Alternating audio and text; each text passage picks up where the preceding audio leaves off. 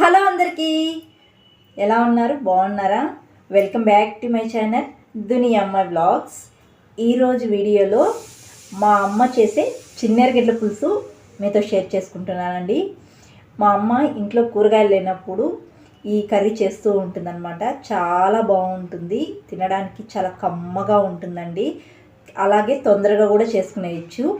ఇంకా మా అమ్మ చేసే ఈ చిన్నెరగడ్ల పులుసు నేను ఎలా చేస్తాననేది వీడియో చూసే ముందు వీడియోకి ఒక లైక్ చేయడం అస్సలు మర్చిపోకండి. నేను ఈ వీడియోకి 15 లైక్స్ టార్గెట్ ఇస్తున్నాను. మరి చూద్దాం 15 లైక్స్ వస్తాయో రావో. వీడియో చూసే వాళ్ళందరూ తప్పకుండా ఒక లైక్ చేసి సపోర్ట్ చేస్తారని కోరుకుంటూ ఈ చిన్నెరగడ్ల పులుసు నేను ఎలా చేస్తాననేది వీడియో చూసేయండి. చిన్నెరగడ్ల పులుసు చేయడానికి ఇలా చిన్న ఎర్రగడ్డలను పొట్టు తీసి పెట్టుకోవాలి. ఇవి మనకు మార్కెట్లో దొరుకుతాయి కదా. ఇవి పల్లెటూరులో అయితే ఎక్కువ 1 సంవత్సరం పాటు నిల్వ ఉంచుతారండి. మా సైడు చిన్న ఎర్రగడ్డలు అంటారు. చెప్పాలంటే మామూలుగా అందరూ చిన్న ఆనియన్స్ అని అంటారు, చిన్న ఉల్లిపాయలు ఇలా అంటారనమాట. ఇంక ఈ చిన్న ఎర్రగడ్డల పులుసు చేయడానికి ముందుగా బియ్యం నానబెట్టుకోవాలి. ఒక 2 స్పూన్స్ బియ్యం నానబెట్టుకున్నాను. తర్వాత చింతపండు కూడా నానబెట్టుకునేసాను. నిమ్మకాయ అంత సైజు చింతపండు నానబెట్టుకునేసాను. ఇప్పుడు ఈ చిన్నెరగడ్డల పులుసు ఎలా చేయాలో చూసేయండి. ముందుగా ఒక మిక్సీ జార్ తీసుకొని వెల్లుల్లి, పెద్ద ఆనియను కొద్దిగా కట్ చేసి పెట్టుకున్నాను. ఇవి వేసుకుండేయాలి. తర్వాత బియ్యం వేసుకోవాలి. మనం నానబెట్టుకున్న బియ్యము. ఈ బియ్యం 2 స్పూన్స్ ఉంటాయండి. 2 స్పూన్స్ కానీ 3 స్పూన్స్ కానీ వేసుకోవచ్చు. బియ్యం వేసుకున్నాక ఒకసారి గ్రైండ్ చేసుకోవాలండి. ఇలా గ్రైండ్ చేసుకున్న తర్వాత టమాటా వేసుకోవాలి. 2 టమాటాలను కట్ చేసి వేసుకుంటున్నాను. తర్వాత రెడ్ చిల్లీ పౌడర్ వేసుకోవాలి. తర్వాత పసుపు వేసుకోవాలి. ఒక 1/2 టీ స్పూన్ వేసుకుంటున్నాను. ఇప్పుడు మళ్ళీ ఒకసారి గ్రైండ్ చేసుకోవాలి. ఇలా మెత్తగా గ్రైండ్ చేసుకొని పక్కన పెట్టుకోవాలి. ఇప్పుడు స్టవ్ పైన బాండీ పెట్టుకొని ఆయిల్ వేసుకోవాలి. చిన్నెరగడ్డల పులుసుకి ఆయిల్ కొద్దిగా ఎక్కువగానే పడుతుందండి. ఆయిల్ ఎక్కువ వేసుకుంటేనే చాలా బాగుంటుంది.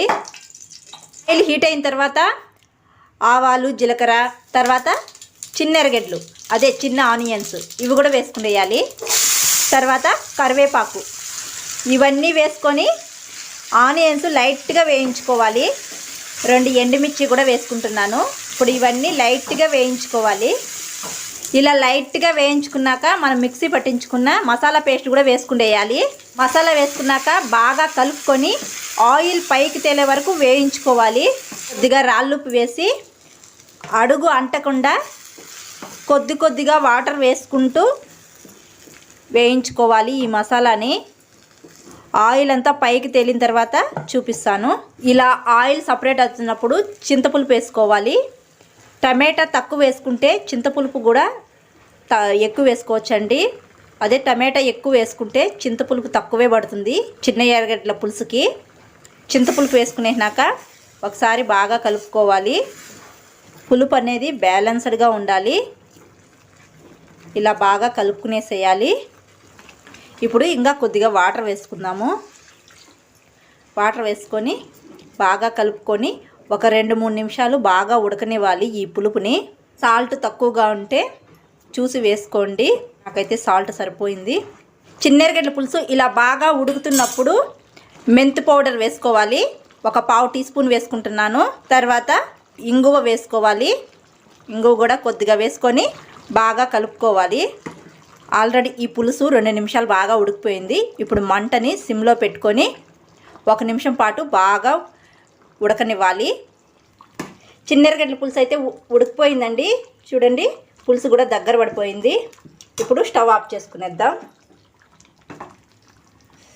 ఈ చిన్నెరగడ్డ పులుసు వేడి అన్నంలోకైనా రాగి సంగటిలోకైనా చాలా బాగుంటుందండి. సైడ్ డిష్గా ఏదైనా పెట్టుకొని తింటే. ఎప్పుడు మా అమ్మ ఇంట్లో కూరగాయలు లేనప్పుడు ఇలా చేస్తూ ఉంటుంది.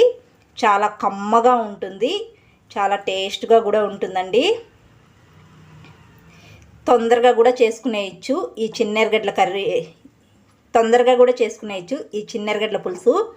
ఇంకా చూడండి, వేడిగా కూడా నేను అన్నం చేసేసాను.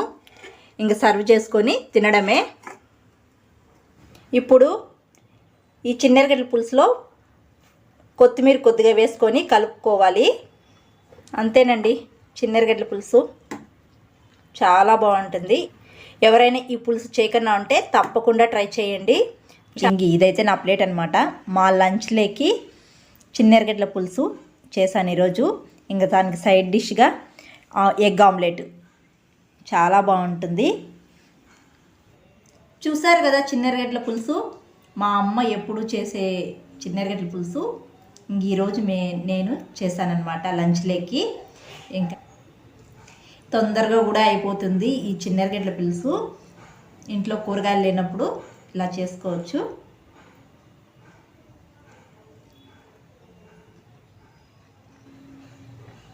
చాలా బాగుందండి. పుల్ల పుల్లగా కారం కారంగా తినడానికి కమ్మగా ఉంది. ఇంకా సైడ్ డిష్గా ఆమ్లెట్ ఉంది కదా, చాలా బాగుంది.